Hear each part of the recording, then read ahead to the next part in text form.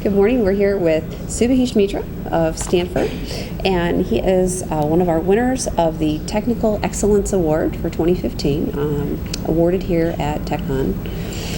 Welcome. Thank you. So you are one of 30 technologies that have won this award so far. It's quite a prestigious group. Thank you. I'm honored. That's great.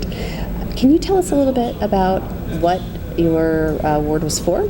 Sure. In layman's terms. Sure. So, in general, so far as my research group at Stanford is concerned, we work on robust systems. And why do we work on robust systems? Because if you look at the future of electronic systems or computation in general, there are sort of three things that are happening, right? So, first of all, computing systems are everywhere, right? So, from very large scale, into stuff inside your body, right? So, hey, when something is implanted inside your body, you want to make sure that that thing doesn't crash, right? Right. So that's where robustness comes in. The second aspect of electronic systems has to do with the fact, what I would call user experience. Many people would call it energy efficiency, how you can run it at, maybe without any battery or something like that and still keep your systems running. And the third aspect of electronic systems has to do with how we can expand the horizon of applications. So that's these are the three areas that I work on. Okay. Robustness, how you ensure robustness, how you achieve the next 1000x of performance of electronic systems, and how you make a big impact in emerging applications, for example, neurosciences. Wow. The specific reason that I got this award is for my work on robustness, especially how do you make sure that the designs that we deploy in everyday life, they are free of bugs. That was the citation for the award. Oh, wow. That's very interesting. You have been working with SRC for the past 10 years. Right. And how can you talk about the impact that relationship has had with you or with your students? Right, absolutely. So first of all, I'm very thankful to SRC for funding my research.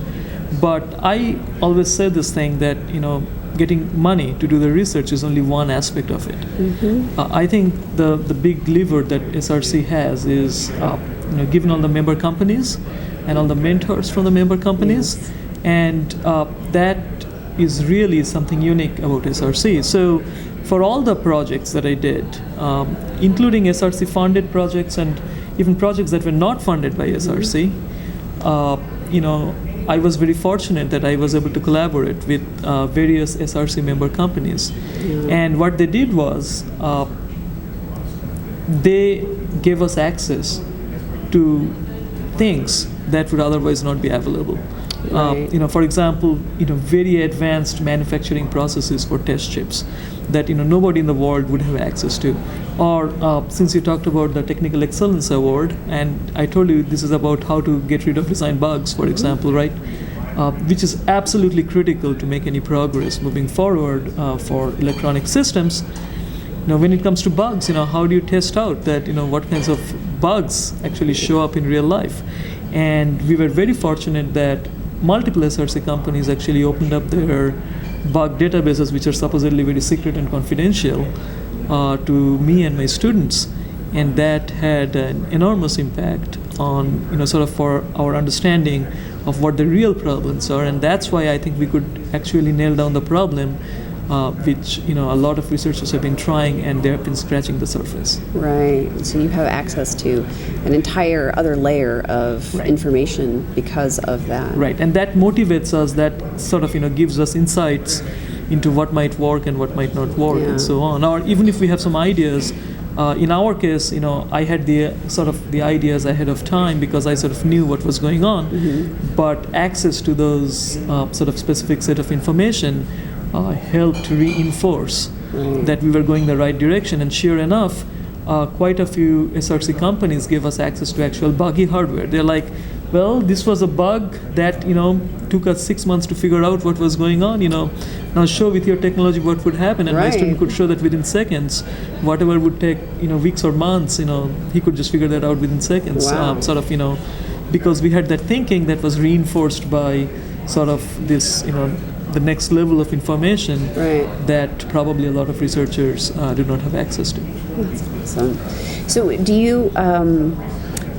do you see any difference in the students that are SRC students versus some of the other students that you work with?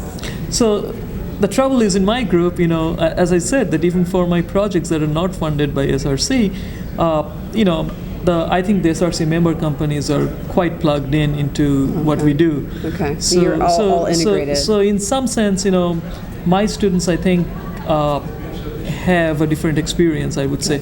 But I do see, when I go to conferences and places like that, I do see, really smart students, and probably they could have been guided better, if probably they had the right kind of access to right kind of stuff. I clearly see that. Yeah, that's great. Yeah. Well, TechOn is a very student-centered conference. So as parting words, do you have any advice for students that we can share with them?